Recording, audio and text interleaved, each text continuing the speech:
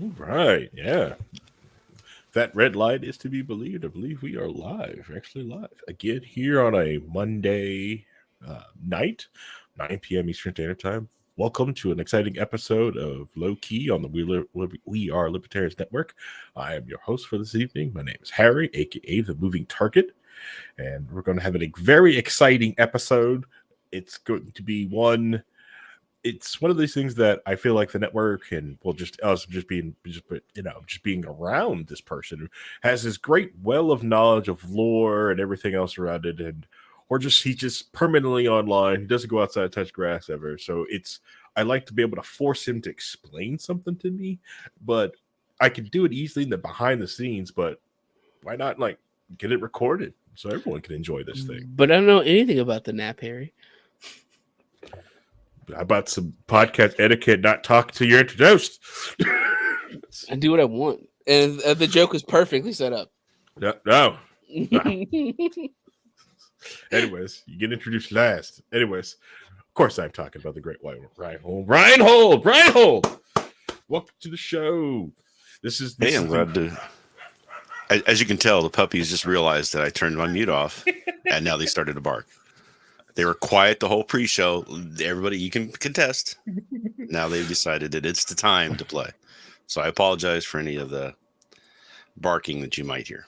Yeah, everyone who's on $1,000 and up on our account that got that behind the scenes got to listen to that. Yes, they got to hear that. But yeah, and then Vincent's terrible etiquette talking before being introduced on the show, which is bad etiquette. It's bad form. You don't do that. It's a bad thing. Yeah. Okay. But I did do it this time. I'm very excited to hear about Rhinehold talking about the history of the itis, because I'm assuming that's the kind of nap he's talking about. No. Is that this week? Oh, yeah. Damn. Damn it. Right. Oh, wow, okay. Damn. I'm sorry. I guess you have to talk about the other nap instead of the itis. All right. So anyway, this is I just took a nap. Right? Okay. All right. Set your humor off of dad mode, please. All right. Now, I'm just trying to fit in. I'm sorry. It's gonna. Yeah. So this episode is basically trying to get Rhinehold to explain the NAP to me, to a lot of people who have never understand it's there. It's part of a lot of libertarian or Liberty Circle culture, and to me, I can look up some of the stuff for it. There's some crappy videos on it, but to actually get to hear it from Rhinehold, where the heck did this thing come from? What the heck is it? Hidden speculation of what it's going to do into the future.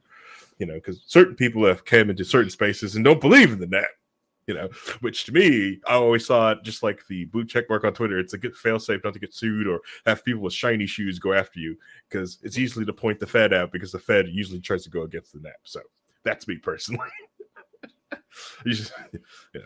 But anyways, that's what this show is going to be about. It's just making Rhinehold talk and speak, to tell us the ancient history that's in his head. Now I don't think Rhinehold was in the room when it was designed, and written. He was probably he's too busy on Quaaludes. You might be surprised. First of all, I can do this very simply. So this may be a short podcast. Oh dear God. The NAP. Now listen.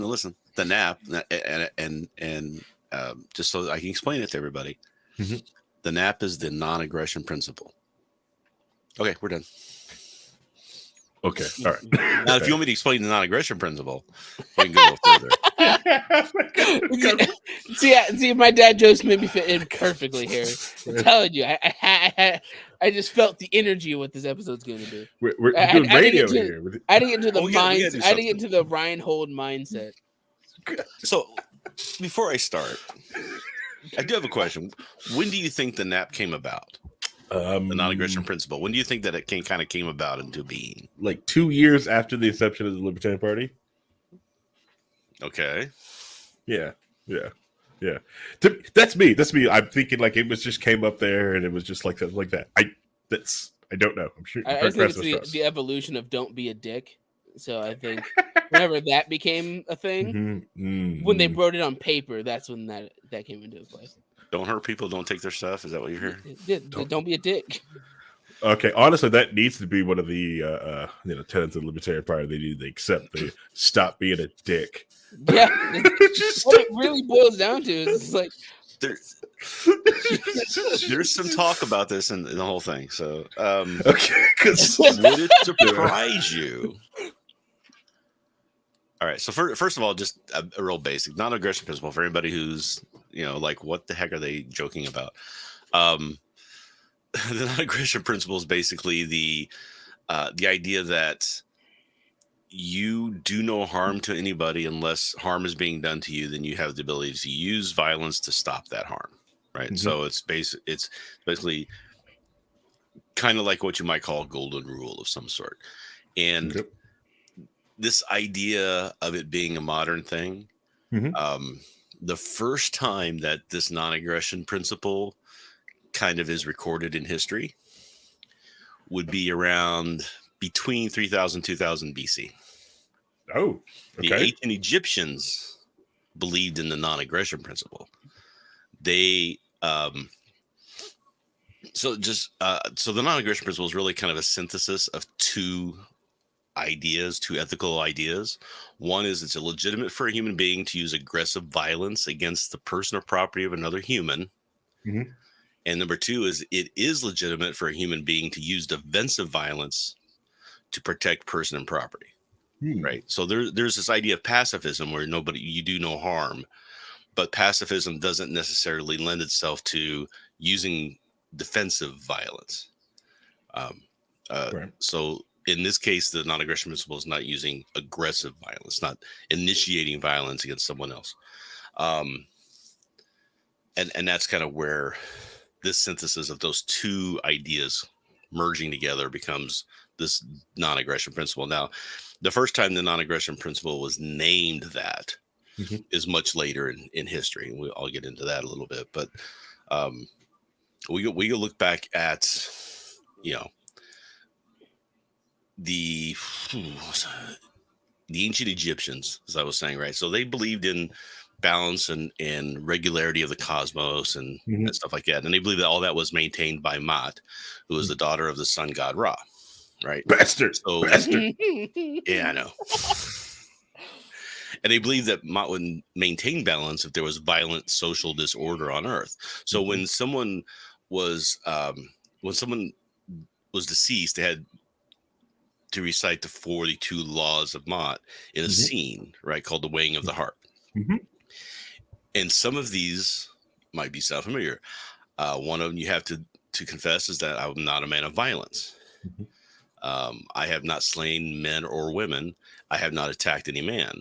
I have not committed robbery with violence. I have not stolen. I have not stolen cultivated land. Right. And further goes on to say that I've done this in peaceful means, right? So it was like this started off as being kind of pacifism, but there were things like keep away from wrongdoing, do not rob, rather act against the robber. That's where you get into the Defensive Violence Act. So the defensiveness, right? So because that's kind of where that started. That was like the first aspects of that. And if you look at this, and I can go through some more examples throughout history, there are people who suggest that society is basically at its core the non-aggression principle. Without that, society doesn't exist. We would never have a functional society that's lasted this long. Right? If people didn't come to this conclusion in each of these societies that we've been through over the ancient times, we would never have any kind of flourishing of that. It would just be might makes right, whoever's strongest. Now that comes and rises throughout history, of course, till the Hun, that sort of thing. But it always kind of falls back into, we really want to have peace. We really don't want to have to deal with this war all the time or this violence all the time. And every society kind of falls back into that. All right. So you've got ancient Hindus, 1500 BC, speaking to non-violence is the highest virtue. Non-violence is the highest duty.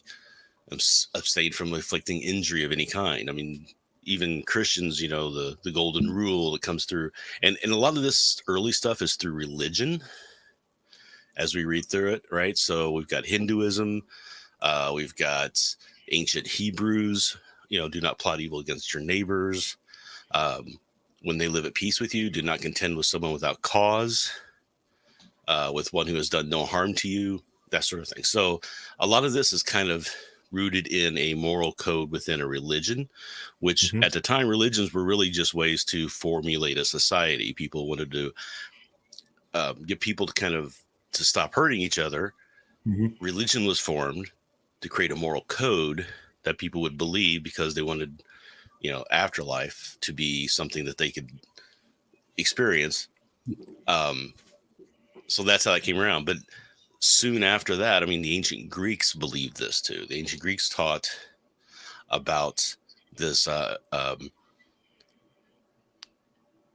major source of early Greek religion, Hesiod, he states things like, do not harm a comrade first, and do not lie to please the tongue. But if he harms you first, offending either in word or deed, remember to repay him double.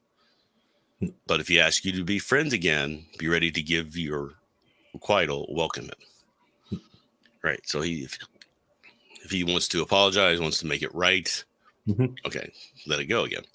Now, there is some debate early on about whether or not words are violence. And this is something you're going to hear a lot, especially more recently with the way society is going currently, and even in libertarian circles, whether or not verbal violence exists.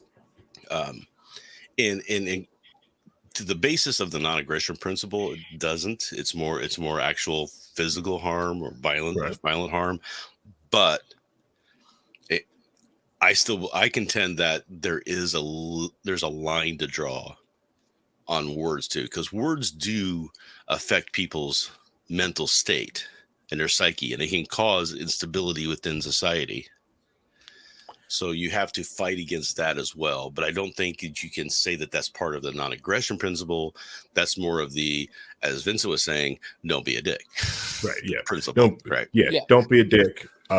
Manners. Stop being rude. It was, I think a lot of people for some reason just enjoy being rude or don't have to respect for manners anymore. And without there being some proper recourse on it, there's hey, you're being rude. I'm done talking with you. Because your manners are terrible. And also, people not understanding how to properly critique something without it being, just being a dick.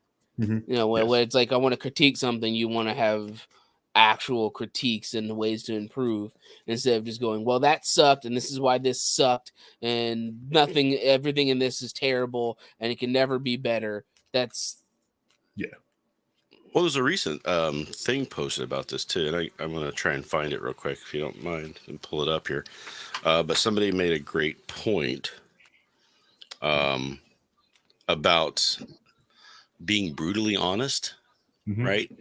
And it's where's the empathetic honest and where's the kind honest? Where's all the other kinds of honest you can be? Why does it have to be brutal? And you find that most people who are proclaiming to be brutally honest will care more about the brutal part than they do about the honest part. They're not being brutally honest. They're just using words to cover up the fact that they're just being an asshole for no reason. Right. Yeah. Oh, there's usually a reason, but it's usually because they're an asshole. Yeah, exactly. They get validation by making people feel small. So they purposely go out of their way to be brutally honest, because for them to be brutally honest means that, well, I made somebody else feel bad, so I feel good about making somebody else feel bad. And usually those people cannot take what they dish out. If you're being brutally honest and then somebody calls them out and is brutally honest back to them, they get very upset. Yeah. You notice that with people are trying to be brutally honest, especially around niece, they instantly realize they just want to be mean. Really honest. They don't want to be brutally honestly with people. They just want to be mean, and niece pulls that out of them. Or Lily, or on the nice side, Lily, I think it's Lily Animation on YouTube. this YouTuber. Mhm. She did like a great video of like, "Shh, stop it, let your friends enjoy things. Like, Yeah. don't be a bad Don't friend. yuck my Stop being." yum. Yeah. I think it's Italy animation. I know you're talking I, about though. hopefully, I'm right. I feel bad. She doesn't watch our content.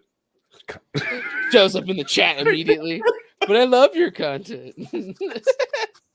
Hilarious.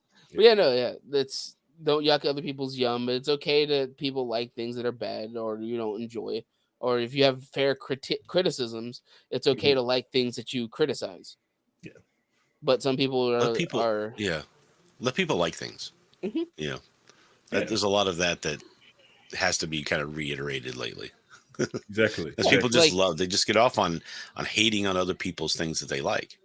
I will You're stupid openly for this. You're so criticize producer Paul and friend of the stream Zekri for watching Sword Art Online because I think that show is bad. But I'm not gonna tell them to not watch it. Let them enjoy the thing that I think is terrible. But if they enjoy it, they enjoy it. Yeah. We finally beat the thing out of producer Paul. Like when people bring up Zodiac thing, like how it was like, just let people enjoy their thing.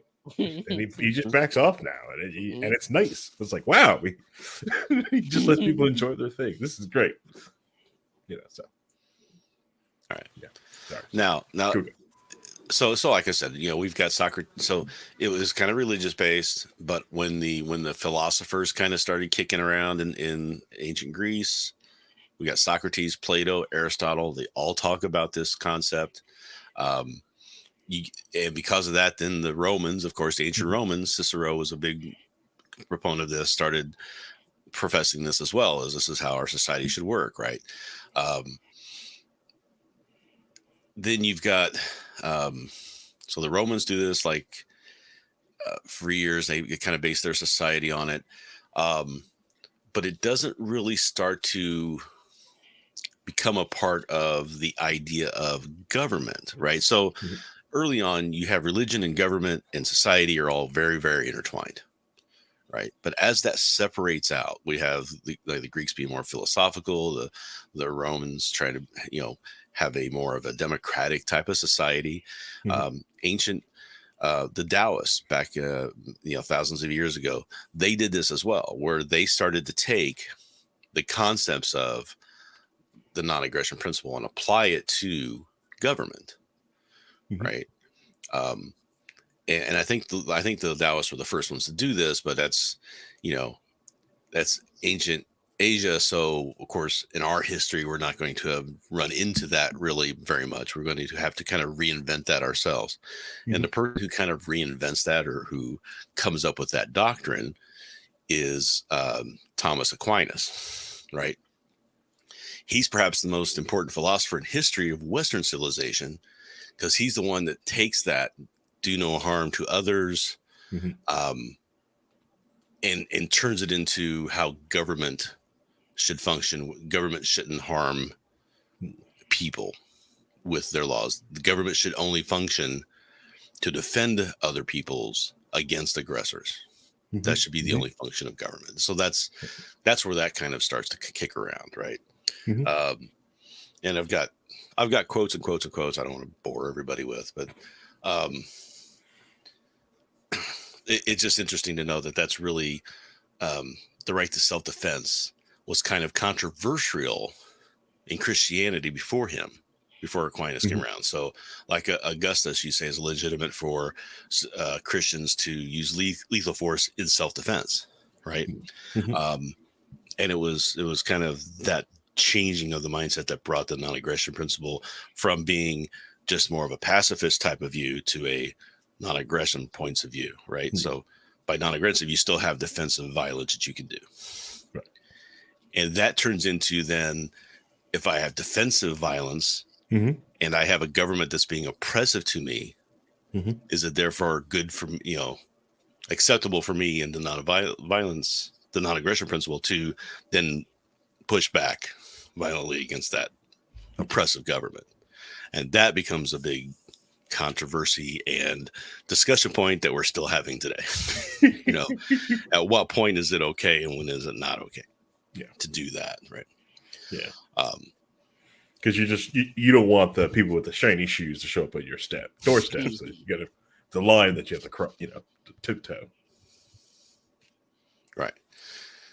So it's like Aquinas says, it's unlawful for the princes to use violence or coercion, save for within the bounds of justice. That's kind of where that idea of the only time that the ruling organism, as it were, in society, whether it be a prince or a king, a monarchy, whether it's a dictatorship, whether it's a democracy, etc. The only time that organization of force who's been authorized to use force can employ that force is only in defense of the citizens from others. All right. Now, as we move through history, of course, this gets more ingrained into this idea of the government being part of this non-aggression principle. John Locke, for example, very famously does this. Adam Smith, who is most often kind of known for economics, first wrote about the treatise of morality, and in there speaks about the non-aggression principle as well. Didn't read that one. Didn't read the first book? No, sorry. The one with the second. Wealth of Nations. Sorry. You guys read those books?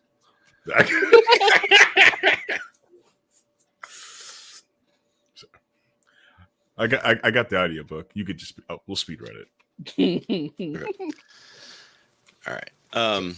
So that's kind of we're moving in. We get into the 1700s, 1800s. We've got the more famous American who really taught about the non-aggression principle and lived by it very stringently was Thomas Jefferson, right?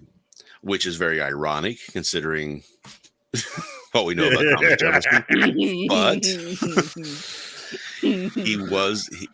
he was the classic example of do as I say, not as I do. Right? I love a lot of what he said. And I still kind of have a soft spot in what 80% of his bloodline is African. Right. But you got to understand something with that. And a lot of people do not know this about Thomas Jefferson, and we're going to do a divergent tangent because I do know that not a lot of people know this. And I remember when I mentioned it to Harry a couple of years ago, he was like, what? Yeah. The reason all of that went down was because there was a slave that he had that was acquired from his wife's family. So his wife's father owned these slaves. His wife's father used to have relations with the slaves. Thomas Jefferson was very, very much in love with his wife, Martha.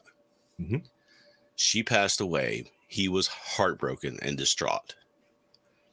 One of the slaves, Sally I can't remember her name. Sally Jennings or Jemmy.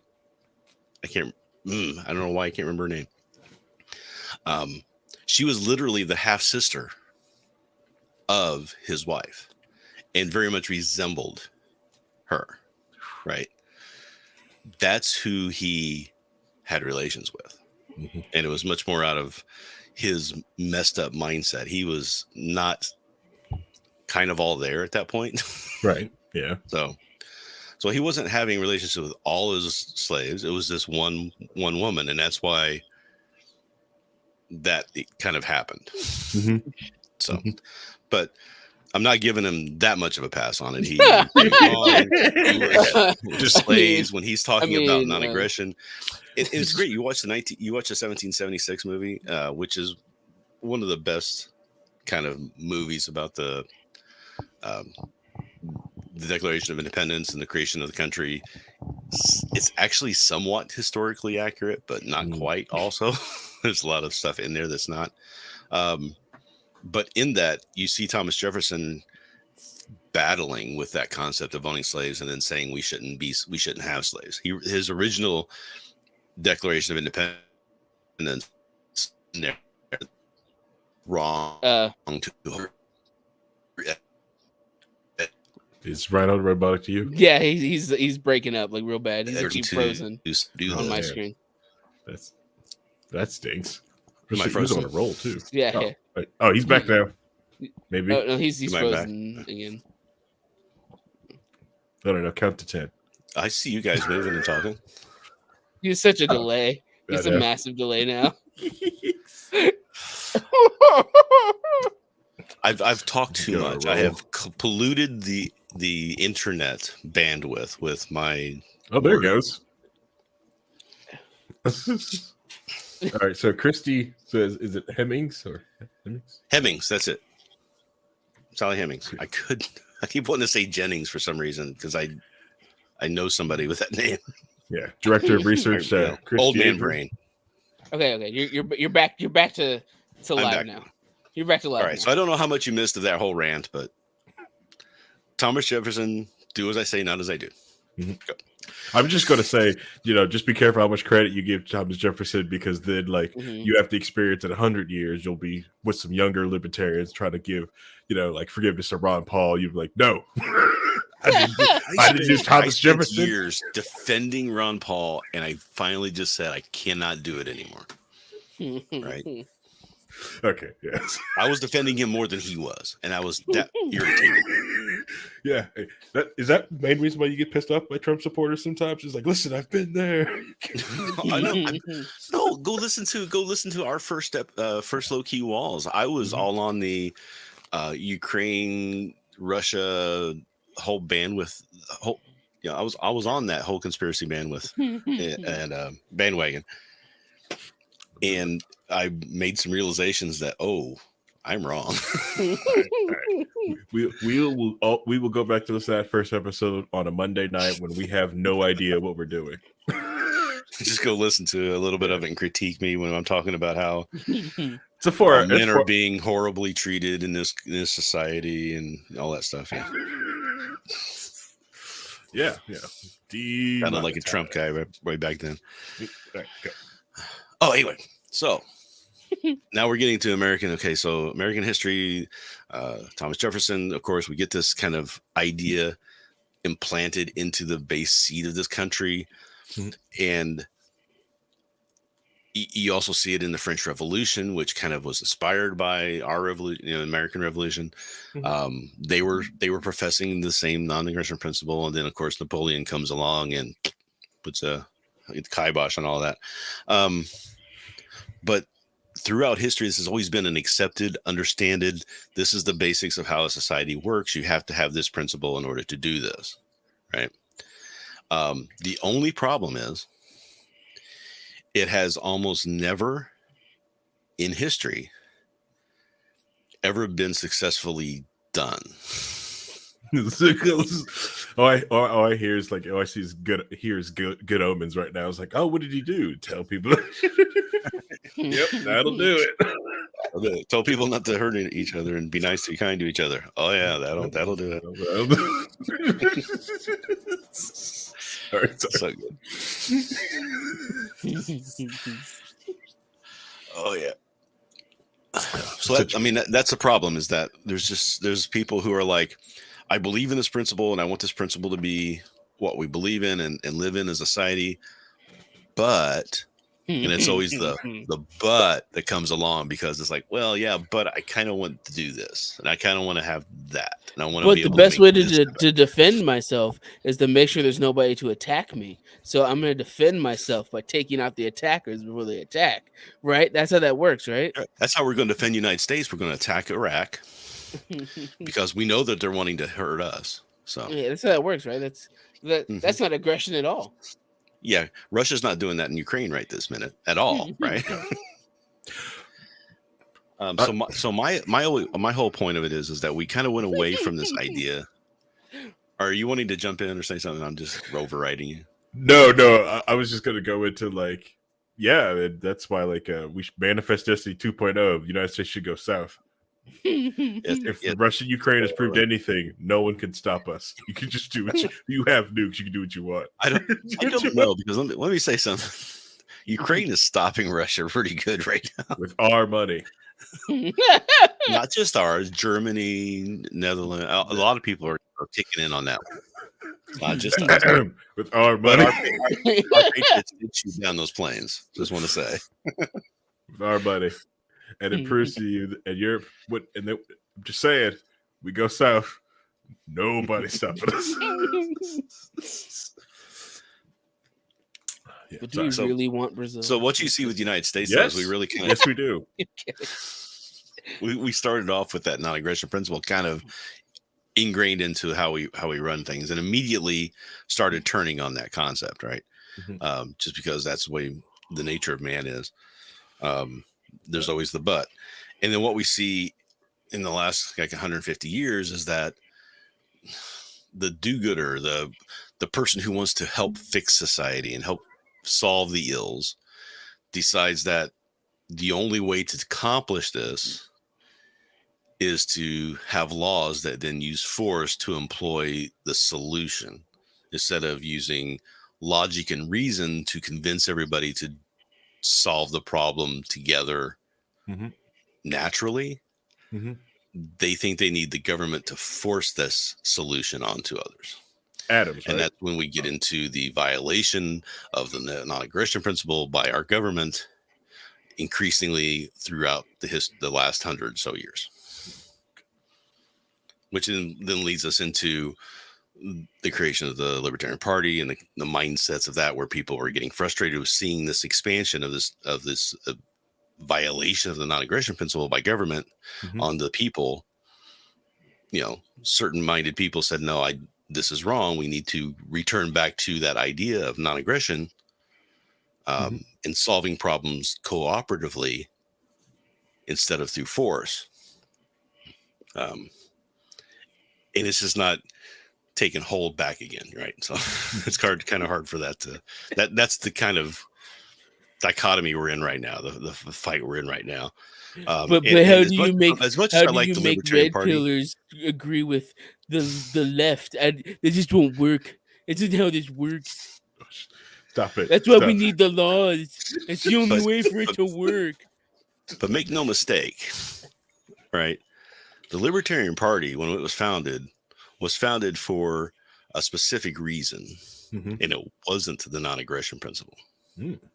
It was founded because a group of people were upset that Nixon removed the United States from the gold standard. That was the straw that broke the camel's back, so to speak. Right? And Libertarian Party has a pledge where, the Republicans, Democrats don't do this, but the Libertarians say, you have to believe in this non-aggression principle. And it's not really the non-aggression principle. It's really a principle that just states that you will not use force for political solution. So it's not really even the non-aggression principle. What it was a statement, a pledge that the early libertarian leaders, the party leaders, would have people say, so that when somebody does something under the name of libertarians, like say claiming you're a libertarian and blowing up a federal building with kids in it, and then they go on and claim that they did it because they were libertarians, Libertarian Party could say, no, we don't believe in this. We have this principle that we will not use violence to solve political solutions. So don't come after us, bro. Right? It was like, government, not us. We're not, if somebody has done this, they are not part of us. So quit looking over here. And that's really why that was created. And it's not really the non-aggression principle. The non-aggression principle is just what libertarians believe. Okay, let me rephrase. The non-aggression principle is what many libertarians believe and think that all of libertarians should believe, but not all of them do. Some libertarians. Which creates a bit of a kind of schism in fighting within the party, which friction you may see kind of popping up in current libertarian community news. So which one is the X-Men gold team and which one's the X-Men red team?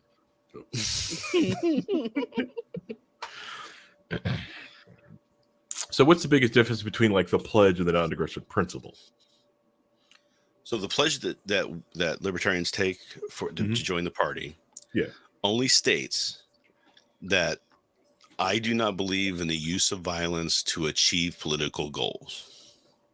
Okay. Right. So that's not saying I won't use violence against my neighbor and steal his stuff if I want to. I'm just not using violence for political goal achievement. Right. I'm not going to. You remember that you remember the party was founded in the early 70s. Right. The early 70s and late 60s were not a peaceful time in political American history, right? I thought this is the most violent political atmosphere that we've ever had, Rhinehold. Yeah, We'll get to that. That will be another episode. We'll get Rhinehold to explain that too. Just this is not quite. You ever heard of the Weathermen, for example? So there was a lot of civil violence that was happening because there was a lot of political upheaval and unrest. Society was changing very, very much at that time with the civil rights movements, and there was a lot of just there's a lot of people wanting to push the country forward socially, and there were a lot of people wanting to pull the country back socially. Yeah. That's the difference between progressives and conservatives, right? So that's that push-pull that always exists in society. But sometimes it grinds a lot more. There's a lot more push-pull than may normally be going on, and that's when that violence starts to happen. That's when that really ingrained culture war starts to happen. It's always been a culture war all throughout society, all throughout history. This isn't a new thing that people are inventing currently, right? We've done this before. This isn't new. And if this, what we're going through now, could lead to that. There was a staffer, or there was a person just today. There was a congressman who somebody came into his office looking for him, had a baseball bat, was asking his staffers where he was, and when they wouldn't give him an answer he liked, he started beating the heck out of him with the baseball bat. This isn't, this isn't quite to the level we saw with certain race wars and riots and bombings of things were going on in the late 60s, early 70s in Kent State and blah, blah, blah, all that stuff. This isn't that level yet, but it's how you get there. Correct. There have been like little small like pop-ups in the last 6 years. From 2016 on, there's been there's been little dust ups, but nothing. Gabby Giffords got shot. There was the congressman that shot the baseball game. I mean, this kind of has been bubbling for a while, and it's really kind of started, in my opinion, back in kind of. And I hate to say this, but it's kind of when the Republicans decided to take over the Tea Party and make it a right-wing populist movement instead of the libertarian movement that it started out as. Correct. Yep. Yeah. Michelle Bachmann. It starts with her. Let's just go back to what it was, and it was her. Yeah. Because we've had a guy, MAGA supporter getting killed in Washington, just being a supporter. People he got stalked in the street and was shot and killed. So. There's small dust ups that has happened. It's not that thing. Remember the guy with the van who had the bombs? Yep. Who was mailing the bombs out to all these people? They didn't work, but he was mailing them all the senators. We had the anthrax mailings that went out right after 9/11, which it was never really tied back to any group Middle East terrorism stuff. That could very well have been domestic. Correct. Yeah. Yeah. The bombing of the federal building. I can't remember the dumbass's name for did that. Timothy. I was going to say we don't need to say that's Scumball's name, and they just try to tie him back to certain political parties too.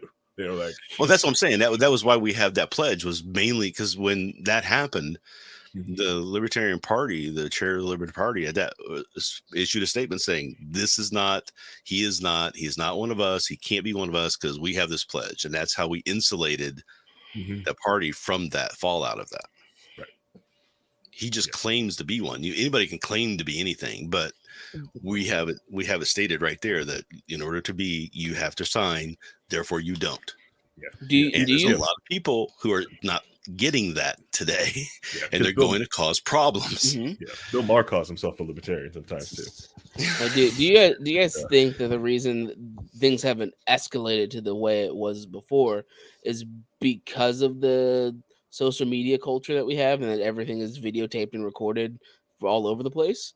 So that way, it's less likely for somebody to just anonymously with do it. something Could and be. get away with it. Do you think But that's why it's not Well, I mean, as do you think prevalent? that that would stop people like the weathermen from doing what they were doing at the time? I think I mean, good it would. organized I stuff I like that can happen, right? I think it prevents groups like that to be getting organized. I think the main reason, like, well, Antifa gets to do the things it does is because it keeps itself like pretty disorganized yet organized at the exact same time. I think one of the downfalls of the Proud Boys is that they were so organized and so visible. You know, it's not anything that I'm not agreeing with anything they've done. Just saying like that. Just like they're the government's able to go after their chain because they're Right. visible. Well, and they weren't technically savvy either. I mean, Yeah. if you know what you're doing, you can hide that stuff. Yeah. They didn't know what they were doing. They were Right. just Well, they good didn't old believe they were boys. doing it. Yeah, they didn't believe they were doing anything wrong either. Yeah. But a lot of the Antifa members, they believe they know they're doing wrong. They are pretty much well hidden, and it's hard for them to get any bigger because it's you've got to be able to grow your group, and it's easy to keep your group hidden and secure while it's small. Your OPSEC will get ruined the more people you get into it. It's the main reason why most conspiracy theories fall apart when you go like, so all these people knew about thermite painting on this building, 50,000 and no one said people would have to anything. know. Yeah. Well, I mean, that's how terrorists did this for years. They would operate and get larger, but they would operate in cells where one person knew one person from another cell, but none of anybody within that cell knew any of the other people in the cell. You know, it was like very decentralized. Correct. So it's hard to track things down that way. Now that's why federal government is trying to infiltrate these groups. So that's why people get called Fed boys all the time, is because they're trying to track down and stop these people from doing this stuff. So good, bad, both sides there, blah blah blah, right? Yeah, because of the fact that a lot of people are terminally online. Do you think that factors in? Do you also think that the concept of slacktivism and people being able to sit in echo chambers with everybody else and be able to complain to each other brings it down as well, because they're not as riled to go to action physically? So I think that actually plays into riling people more. Yeah, that's fine. I mean, throwing stuff out there. I'm just saying. I think the siloing actually helps buttress that concept that everybody else is wrong, everybody else is less than human. We have the right to go take care of this, right? We're the only right, the smart ones. Yeah, you don't have anybody saying, "No, dude, come on." Right? Because it's an echo chamber. Everybody's agreeing with each other, and it builds up on that. And when somebody does go, "Hey, wait a minute, you guys are going way over the line," instead of pulling them back, they leave the group. Correct. And it further isolates them. Right? Yeah. You see like leftists all the time, or complaining like centrists and libertarians, you guys are terrible. And then I'm sure a lot of people who even believe that they're either turning to Republican Party or going even to that far right have watched the Daily Wire go like, whoa, what are you guys doing now? It's like, you guys are really authoritarian. It's, yes, they are. They've always have been. A lot of it's like a meme. Always has been. It has been. Like Blair White did a video this week about like her thing with Ben Shapiro, and they kind of suckered her in, and then they've used her.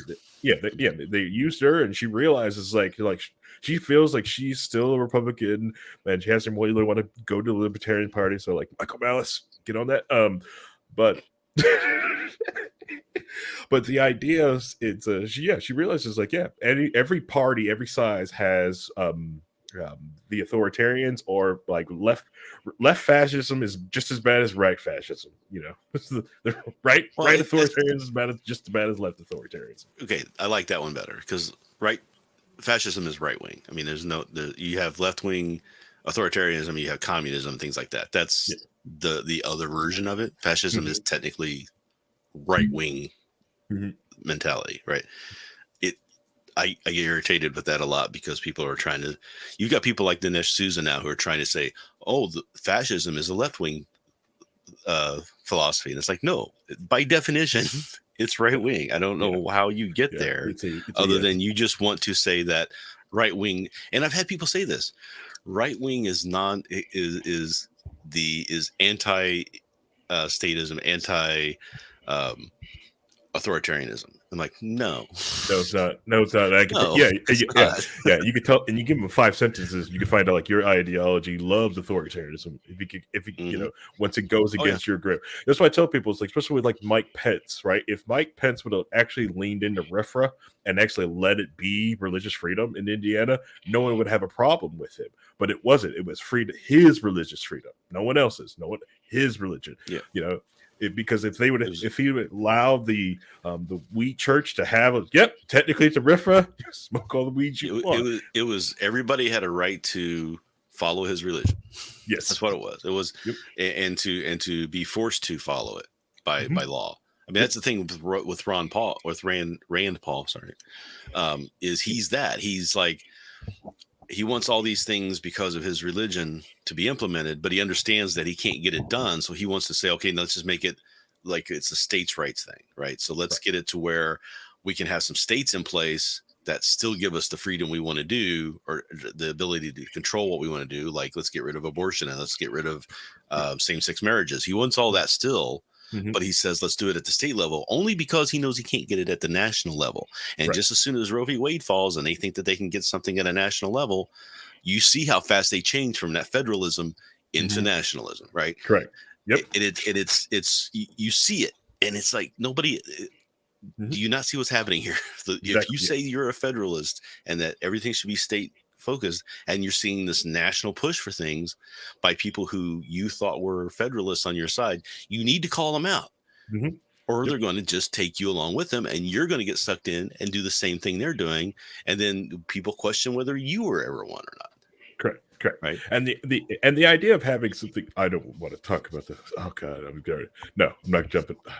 You want to take a call? I'll jump. I'll jump the third rail. Hold on. I just want something in between, so the other two solutions that are on the board, the no abortions and the abortion at 9 months. I need something besides these two extremes. 80% of the people in the country believe that, and that's what we had, though. Yeah, for the most part, that's what we had. That was the ruling. Correct. Yes. Basis, and it just got thrown away. Yeah. So now everybody's going ham and trying to get what they always wanted, their ideal, in place, because they think they can get away with it. Yeah, and I can understand some of these leftists with it. Like, no, I'm not giving up anything because the other side is giving everything, and the other side is like, I'm not giving everything because they're not giving anything. I'm just like, you all are terrible. You all are terrible. I'm going to use this as a jumping on point. So, Rhinehold, how with the NAP at its most base level is that everybody has to respect each other and agree with each other and treat each other equally. How do we get? That's not part of it. I mean, they don't aggress on each other, and then that's part of one of the things, right?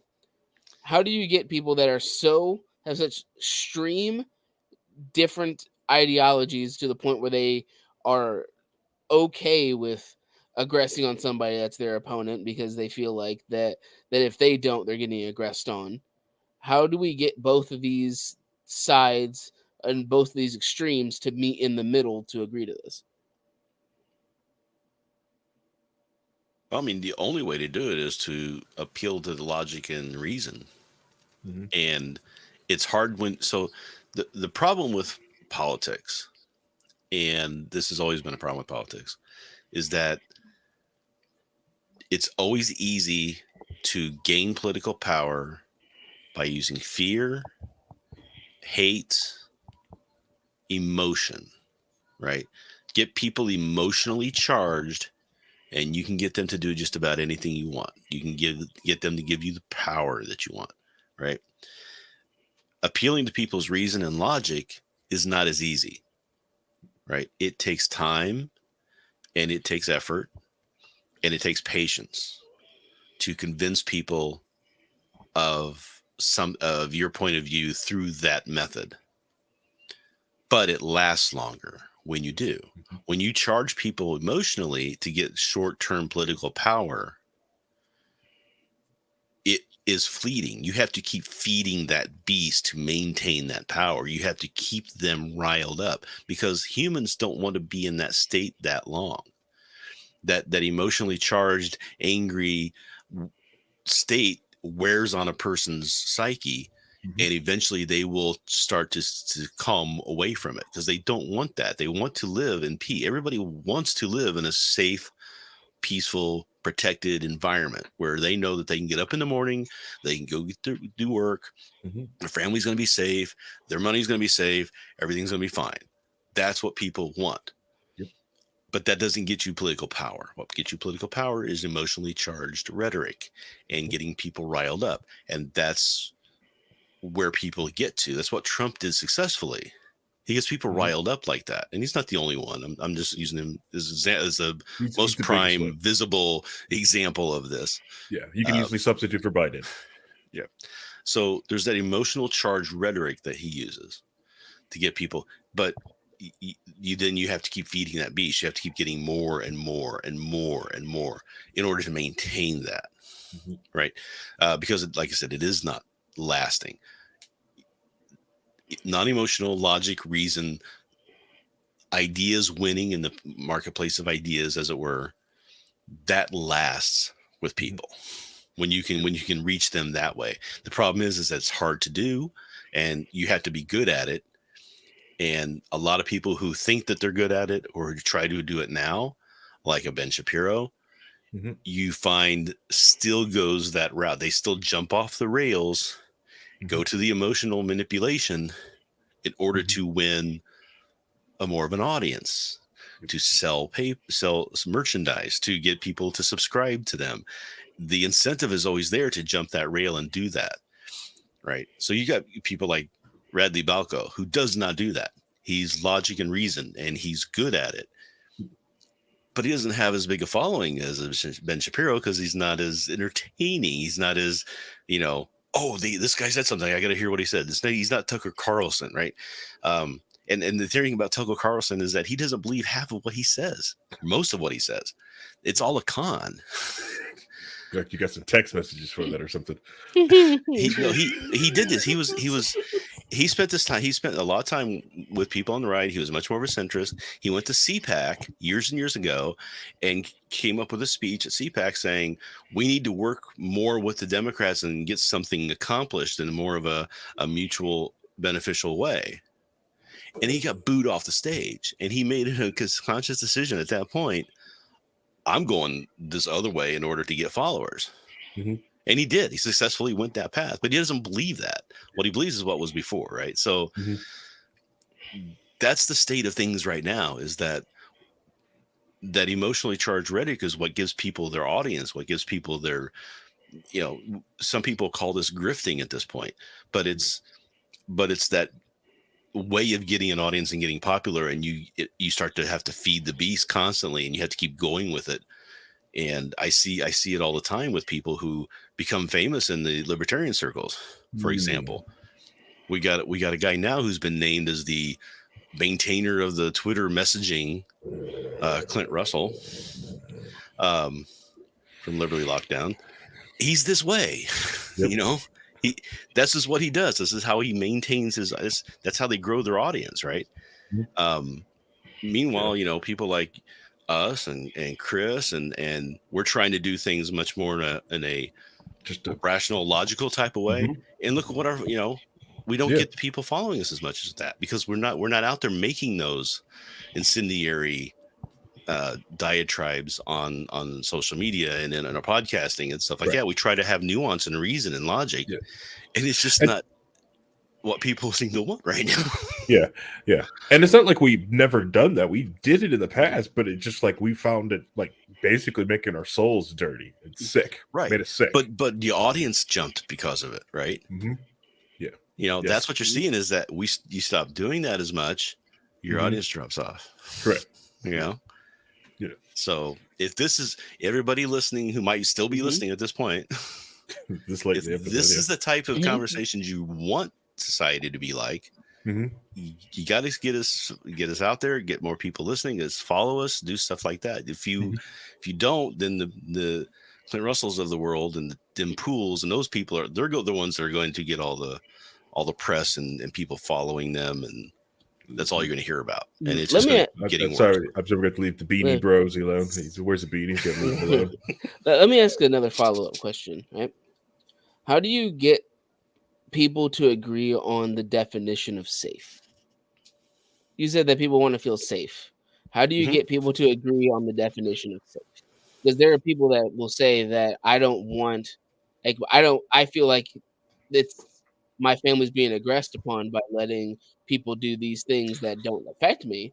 They're like, oh, I don't want this trans person in my neighborhood because I don't feel safe around them, or I don't want my family. I don't want my family to feel safe with them being in my neighborhood. How do you get those? How do you get both of those sides to agree on what safe means? You're never going to. It's always been the push-pull of society is that very question, right? Like, what should society look like? Should we be advancing past beyond what we're ready for as far as a societal progressive type of views, or should we be pulling back to what things used to be like when I think things were better and safer? And even though it's so we have the progressives on the left and people who are pushing society who think that it's better that way. It's better if we all do this, and it's better if we all do that, etc. Then you have the conservatives who are like, no, it was better before, right? Both of them are wrong most of the time. There was never any great time in the past better than what we have now. And what you're pushing for on the left may not necessarily be better than what we have now. It's going to take us all having that conversation and coming to some sort of understanding at some point that, and this happens organically. This is not somebody sitting there going, and there are people trying to make laws stating this is the boundaries and et cetera, blah, blah, blah. But society always kind of dictates this on its own. It's like a mass amoeba. Anybody who's a Taoist, because I'm a Taoist, anybody who's a Taoist will understand what I'm getting ready to say, but it's more like the flow of energy has a certain path and shape that it takes on its own. And it's kind of that with society. Things will ebb and flow. You can't control it. You're never going to be able to really control society. It's going to happen. It's going to be a push-pull. The best thing you do is try to understand how it's happening, understand how people work, understand human nature, and then communicate ideas for people to kind of have the aha moments and the understandings of like, oh, I get it now. And that will spread if it's done right. And because you do it in the right way, it lasts longer than the short burst, emotional takes that you get. And society will continue to do that. If you look at the society from like just the United States from its founding till now, it has progressed every few decades. It's had some hiccups. It's had some going backs. We're still dealing with the xenophobia and eugenics craze of the 1920s in our immigration policies, but we're fighting against that. And I think we're winning against that as far as the way society sees it. The majority of people in society think that we should have more open immigration than we do now. And when that happens, when you see that happening, the obvious answer is that the other side gets frantic and starts becoming much more emotional, rhetorically charged. You're seeing that now. That's that push-pull that happens. But if over the course of time, it's like the stock market. If you leave your money in the market and it keeps going up and up, and you have your dips and your downs and things happen, but over time, it improves. Yep. And I think we're going to see that here. We're just over time, it will improve. We will get to a point where people get so burnt out on the emotional rhetoric that they're being manipulated with right now that they just say, I'm done. I can't do this anymore. That's why Trump didn't win in 2020. People were tired of it. Right. And now we're getting people charged back up again to go again for the next round.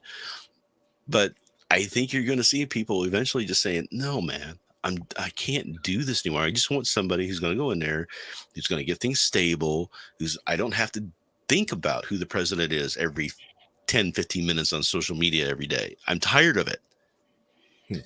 That's what's going to win out the day at the end of the day. Yeah. Right. Yeah. Someone to just go in there and just let people go back to sleep. So when Dwayne the Rock Johnson becomes president, and no, Hector Camacho Alejandro. Same difference. Terry Crews runs for president. He's running for. Did you see Hector? He's running 2024. Hector Alejandro. Camacho has a truck. He's been driving around in this truck. We can get Terry Crews, Andy Samberg for president. Cruz, Sandberg. That sounds Davidson. Let's have Pete Davidson in there. Let's go. Let's just go the whole way, right? Pete Davidson, press secretary. Oh man, sorry. But yeah, it's just one of those. It's just one of those things that I wanted just to bring up, because I know it's one of the main parts of the whole non-aggression principle is understanding what people believe to be aggression. Because even though we a concept fight, right? Mm-hmm. And even though it's easy to say physical violence is easy, right? Do you include emotional violence? Do you include words in that? There's going to be lines that are going to have to kind of moviate. It's like what's acceptable on television, what's acceptable for what's pornography, what's not pornography, what's art, what's not art. That stuff is always going to kind of go like comedy. You have people complain about I can't make jokes anymore. Well, you can always make jokes. You've always been able to make jokes, and people who make jokes have always been pushed upon by society that they've gone too far. Yep. I mean, you've got people being arrested in the 60s for making jokes on stage, that sort of thing. Yeah. So there's always that. I mean, everybody talks about the best part of this one I love is Blazing Saddles couldn't be made today. I'm like, mainly because it wouldn't work today, because it's not talking about society today. It was talking about society at the time. It was making a statement about a satire about a certain specific point in time by using the past to do it in a very humorous way, which was great. But that movie almost didn't get made then. It had to be. It was almost shelved several times because it was just like, we can't do this. And even Mel Brooks, who says it couldn't be made today, even then he refused to use the N-word in that movie. Yeah. If you watch, he never says it. He did not feel comfortable with it at all. And the guy who played the kind of minor villain at the beginning, the guy who was like beating him and stuff, and he's the first person who uses it in the movie. He hated it. He's like, I can't say this word, and Cleavon Little had to say it's okay. This is for satire. This is okay to. He felt horrible to say it, right? So this idea that you can't make a movie. There's movies being made today that are just like Blazing Saddles, but you don't see them because they're not getting. Movies are different now. You don't have find the good movies these days. I mean, heck, they're remaking. For God's sake, they're making White Men Can't Jump is coming out this week. Yeah, the new version of White Men Can't Jump. Well, like society has also like moved to some of those are like they're being created. Like someone goes like they can't make like Animal House, and I show them like no, they've made an Animal House-esque movie 2 years ago. What are you talking about? Yeah, but it's not. But it doesn't. It's not a commentary on society like it was then. Like in the 70s, you had those Greek cultures. This was talking about society at that time. You have to make it about society now. You can't just try to recreate that statement that was already made. Yeah, and that's the problem people have with that. Have you ever watched This Is 40, Rhinehold? The movie This Is 40. Mace. I've seen. I haven't seen the movie, but I have seen that exists. I just haven't seen it. You should. I probably should. It's a good recommendation. I recommend. Got Paul Rudd in it. Still looks like he's looking like cool. No, it's like isn't it like a kind of a sequel to the previous one that it's not technically a sequel, but it is. Yeah. Same universe. Yeah. But then they have the other loser that makes movies that makes all movies bad. That loser. He's a loser, and I hate him. This Is the End is a great movie. You watch it; he makes fun of himself. Okay, I watched that movie, right? And I think that movie, but he brings it down. He's making fun of the same things that you're making fun of him on. No, he brings He everything talks down. about. They say I have a funny laugh. He does a not weird have laugh. a funny laugh. Doesn't have a weird laugh. Weird laugh. Yeah, but he says that in the movie. He says people say I have a weird laugh. He makes Mike Amir make a porno. He makes that one terrible too. All his scenes are awful. I haven't watched a Mario movie because he's still in it. I'm waiting for someone to dub him out. You still haven't seen Get Him to the Greek. I don't know what's wrong with you. It's on my Tubi list. And Forgetting Sarah Marshall and Get Him to the Greek. Yeah, they're in a row, and I've got it. Like, yeah, sorry, I got it's to the. This is we're gonna get like this is. I'm not gonna like talk what's on my Tubi list. Here's like, why? Yes, this is the 8th season of Gundam on my Tubi list. Tubi doesn't have Gundam yet. Okay, yet there it is. Yet, but I may have messed up because like Netflix picked up Justice League and Justice League Unlimited, so I may have to go rewatch all that. It's fair. Yeah, but no. But this episode started getting long in the tooth, but it was a great one. Like having Rhinehold explain things sometimes, because a lot of times people don't let Rhinehold talk. People get debate brain too, and they get so much that they just want to wear or throw a jab, and they won't just let Rhinehold just explain things. He does an amazing job at that. If you really want more of these quotes from Rhinehold or more things from his, like Rhinehold, where can people find you? Get these things from you? Well, right now here, but I mean, I do have a website, rhinehold.org. It's my blog. So you can go there, and I am trying to start up a podcast I've been working on since 2013 that has one episode called Politinerd, which I'm going to try and get an episode out. I may just take what I did here and just reiterate it on that and just do an episode. Just take half of this audio and just pop it over there and redo it. It's like Dre. I got that Detox album coming. One of these days. It's only been, like I said, one episode in the last 13 years. Don't worry, Beyond Good and Evil 2 will eventually come out. Yeah, it's lost 4 published. Yeah, it's gone through 4 different publishers, but eventually Ubisoft will release it. Duke Nukem Forever came out. We finally got Dead Island 2. Rhinehold's podcast coming soon. I'm still waiting for Damon from Daniel Suarez to come out. That was supposed to be made a movie over 10 years ago, and I still haven't seen it. It's probably one of the best books I ever read. Yeah, it's okay. Half-Life 3 or Rhinehold podcast, what will come first? I mean, we even got CSGO 2 coming out first. Come on. Oh my God. CSGO 1 came out before my. That's true. Yeah, that's true. Yes. That's also like. All right. This is getting too long in the truth. Vincent, did you want to shout out anything? Not really. I'm here to enjoy reading stuff. That's what I do on my off time. Okay. All right. Well, this is a live podcast recorded at 9 p.m. Eastern Standard Time. We do about like an hour here on Mondays. We get to record. Please come watch us on twitch.tv/wearelibertarians or get on youtube.com/wearelibertarians. Come hang out with us, send some chats in, participate in the show, have some fun with some great conversations. It's it's a fun time.